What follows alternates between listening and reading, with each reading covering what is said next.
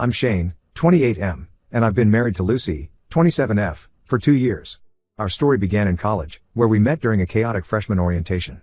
I was the nervous kid who couldn't find his dorm, and Lucy was the confident sophomore volunteer who helped me navigate the campus. We became friends, bonding over our shared love for obscure indie bands and terrible B movies. It wasn't until our senior year that we started dating. We were at a mutual friend's Halloween party, both dressed as characters from our favorite bad movie, Attack of the Killer Tomatoes. The coincidence made us laugh, and something just clicked. We've been inseparable ever since. Our relationship was always easy, comfortable. We supported each other through grad school applications, celebrated each other's successes, and were there for the tough times too. When I proposed 2 years after graduation, on the same spot where we first met during orientation, Lucy didn't hesitate to say yes. Everything was perfect until my younger brother Quentin, 25M, came into the picture. To understand why this is such a big deal, you need to know a bit about our family history. Quentin and I grew up in a small town in the Midwest. Our parents ran a modest hardware store, working long hours to make ends meet. As the older brother, I often had to look after Quentin when we were kids. This responsibility, coupled with our 3-year age gap, created a distance between us that never really closed. From an early age, Quentin was a handful. He was always getting into scrapes at school, picking fights with other kids, and causing trouble around the neighborhood. I remember countless nights of our parents arguing about what to do with him, their voices carrying through the thin walls of our small house. I, on the other hand, was the good kid. I got good grades, helped out at the store without being asked, and stayed out of trouble. This stark contrast between us only widened the gap in our relationship. As we got older, things got worse. In high school, Quentin fell in with a rough crowd. He started drinking, staying out late, and his grades plummeted. I was busy with AP classes, college applications, and my part-time job at the local library. We were living in the same house, but it felt like we were worlds apart. The night before I left for college was particularly bad. Quentin, drunk and angry, accused me of abandoning the family. He said I thought I was too good for them, that I was selfish for leaving. Our parents tried to intervene, but it ended with Quentin storming out and not coming home until the next day, long after I'd left for school. During my college years, I heard bits and pieces about Quentin from our parents. He dropped out of high school, got his GED, and bounced between dead-end jobs. There were a few run-ins with the law, mostly misdemeanors that our parents managed to smooth over. I felt guilty for not being there, but I was also relieved to be away from the constant drama. It wasn't until Lucy and I got engaged that Quentin suddenly became interested in our lives. He started showing up at our apartment unannounced, always wanting to hang out.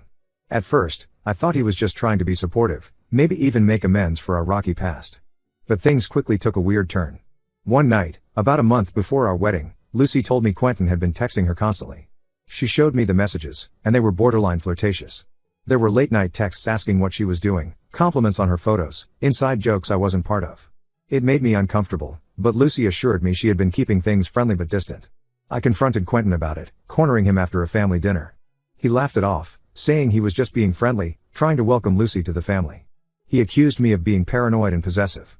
I told him to back off, and he seemed to listen, but there was a glint in his eye that made me uneasy. The wedding day came, and to my surprise, Quentin was on his best behavior. He gave a nice speech, cracking jokes about our childhood and welcoming Lucy to the family. He even helped with some last-minute arrangements when our flower delivery was late. I started to think that maybe he had finally grown up and accepted our relationship. For the next 2 years, things were relatively peaceful.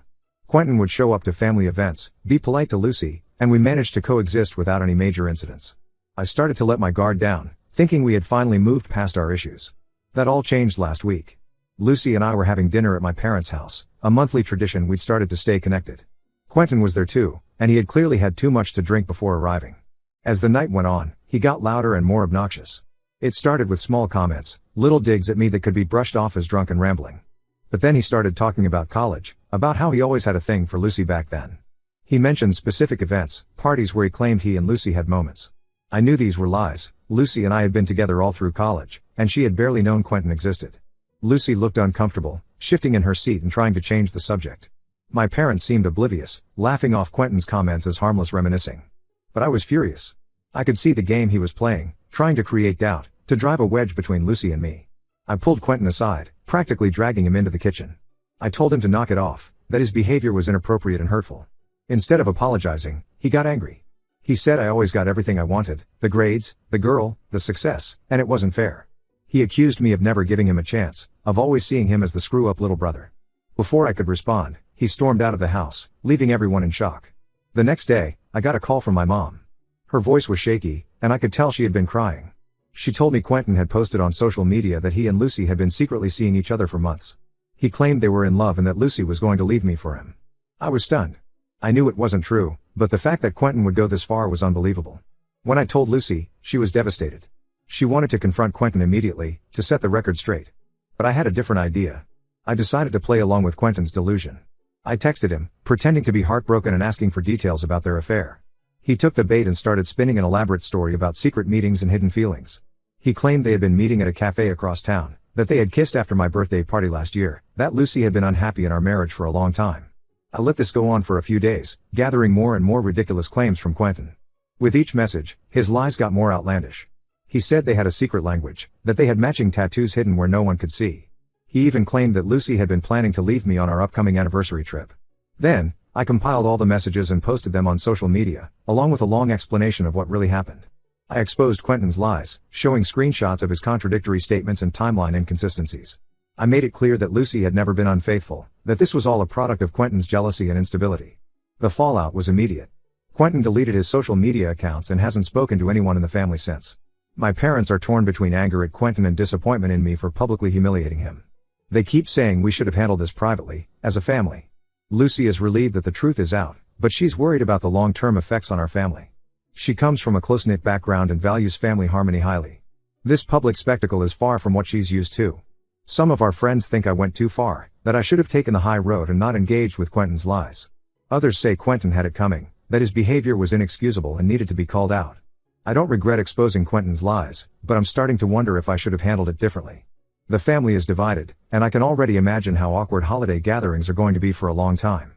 My mom keeps calling, crying about how her boys are fighting and how she just wants peace in the family. Was I wrong to publicly expose my brother's lies? Should I have confronted him privately instead? I'm not sure how to move forward from here, but I know I need to do something to fix this mess. The thought of losing my brother, despite our troubled history, is harder to bear than I expected. But I also can't stand by and let him disrespect my marriage and spread lies about Lucy. I find myself staying up late, replaying childhood memories, wondering where things went so wrong between Quentin and me. Could I have been a better brother? Should I have tried harder to stay connected during college? Or was this inevitable, given our different paths in life? Lucy has been my rock through all of this, but I can see the toll it's taking on her too. She didn't sign up for this family drama, and I worried that it might change how she sees me or my family. We've talked about starting our own family soon, and now I'm worried about what kind of uncle Quentin would be, if he's even in the picture at all. I'm lost and confused, caught between protecting my marriage and salvaging my family relationships. Any advice would be appreciated. Update 1. It's been a month since I exposed Quentin's lies, and things have only gotten more complicated. I thought the truth would settle everything, but it seems to have stirred up even more drama in our family. A week after my post, Quentin finally broke his silence. He sent a group text to our family, claiming that his social media account had been hacked and that he never made those posts about Lucy. He said he had been going through a tough time and was embarrassed to tell anyone, which is why he disappeared for a while. Our parents, desperate to believe him, accepted this explanation without question. They called me and asked me to take down my post exposing Quentin, saying it was all a misunderstanding. I refused, knowing that Quentin was lying again. This led to a heated argument with my dad, who accused me of being unforgiving and holding grudges. He brought up incidents from our childhood, times when Quentin had messed up and I had refused to let it go. It made me wonder if I had always been too hard on Quentin, if I had contributed to this rift between us. Lucy and I decided to have a family meeting to clear the air once and for all. We invited our parents and Quentin to our house, determined to get to the bottom of this. The day of the meeting, I was a bundle of nerves. Lucy spent the morning stress baking, filling our house with the smell of cookies and muffins that no one would probably eat. When everyone arrived, the tension was palpable. Our mom tried to play peacemaker, suggesting we all just forget about what happened and move on. She kept bringing up happy memories from our childhood, as if reminiscing about family vacations could erase the current situation. Dad stayed quiet, looking uncomfortable and out of place in our living room. Quentin put on an act of being confused and hurt by my accusations, playing the victim card expertly. I wasn't having any of it. I pulled out my phone and played a voicemail Quentin had left me the night of the dinner, where he drunkenly confessed his feelings for Lucy and threatened to take her away from me. The look on everyone's face was priceless.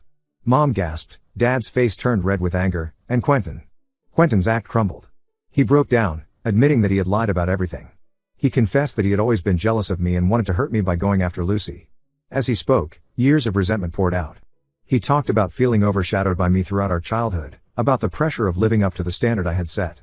He revealed that he had been fired from his job months ago for inappropriate behavior towards a coworker, and had been lying to everyone about still working there. Our parents were shocked into silence. Mom started crying, saying she had failed as a mother.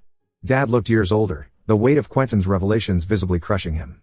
They had always seen Quentin's troubles as just a phase, something he would grow out of. Now, faced with the extent of his issues, they seemed lost and overwhelmed. Lucy, who had been quiet until then, finally spoke up.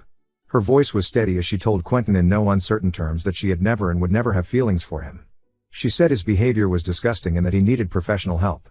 She also called out our parents for their enabling behavior, for always making excuses for Quentin instead of holding him accountable. The meeting ended with Quentin storming out, our mom in tears, and our dad looking defeated. They left soon after, saying they needed time to process everything. The house felt emptier after they left, the weight of unresolved issues hanging in the air. In the days that followed, we learned more about Quentin's situation. Our cousin told us that Quentin had been spiraling for months. He had been drinking heavily, picking fights in bars, and burning bridges with friends. The story about being fired was just the tip of the iceberg. Our parents, finally seeing the extent of Quentin's problems, have been trying to get him to seek help. So far, he has refused, blaming everyone else for his problems. Mom calls me daily, oscillating between defending Quentin and asking for my advice on how to help him. Dad has retreated into himself, spending long hours at the hardware store, avoiding the family drama. Lucy and I are still processing everything. We're relieved that the truth is out, but the whole situation has left us feeling drained. The stress has affected us in unexpected ways. Lucy's had trouble sleeping, often waking up from nightmares about Quentin. I find myself second-guessing every interaction I have with my family, wondering if I'm being too harsh or not firm enough. We've decided to take a short trip, just the two of us, to get away from all the drama and reconnect.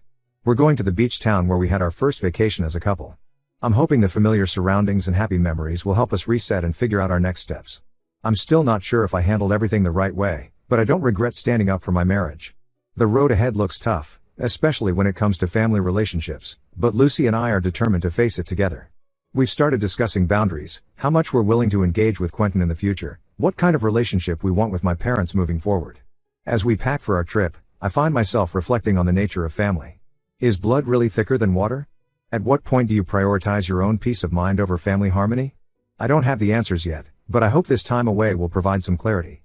The whole situation has made me appreciate Lucy even more. Her strength and support through all of this have been unwavering. It's reinforced my belief that marrying her was the best decision I ever made. Whatever happens with Quentin and my parents, I know that Lucy and I can handle it together. Update 2. It's been 6 months since my last update, and a lot has changed. Our family is still dealing with the aftermath of Quentin's actions, but we're slowly finding a new normal.